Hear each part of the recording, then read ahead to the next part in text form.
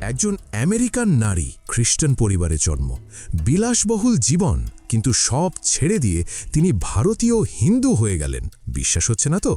তার নাম sister Christine গ্রিনস্টাইডল। আর এই পরিবর্তনের একমাত্র কারণ ছিলেন একজন মানুষ, স্বামী বিবেকানন্দ। 1893 সালের শিকাগো বক্তৃতার পর যখন পাশ্চাত্য স্বামীজির কথায় কাঁপছে, ঠিক তখনই ক্রিস্টিন প্রথমবার স্বামীজির দর্শন পান। স্বামীজি বলেছিলেন, ভারত শুধু মাটি নয়, ভারত একটি আত্মা। এই একটি বাক্য ক্রিস্টিনের জীবনের দিক পাল্টে দেয়। তিনি আর আমেরিকায় থাকতে পারেননি। সব আরাম, পরিচয়, পরিবার ছেড়ে ছুটে এলেন ভারতে। স্বামীজি তাকে নতুন নাম দিলেন, ভগিনী নিবেদিতা। তিনি শুধু শিষ্য হননি, তিনি ভারতের জন্য জীবন দিয়েছেন। কলকাতার বস্তিতে প্লেগের সময় যেখানে বাঙালিরা নাক চেপে পালাচ্ছিল, সেখানে তিনি নিজে নর্দমায় নেমেছিলেন। কোনো বিদেশিনী হয়ে নয়, একজন ভারতীয় হয়ে।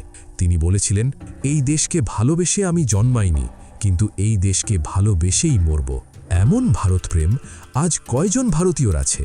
যদি এই গল্পে আপনার বুক ভরে যায়, একটা লাইক তো হবেই। আর কমেন্টে শ্রদ্ধা জানিয়ে লিখুন, প্রণাম ভগিনী নিবেদিতা।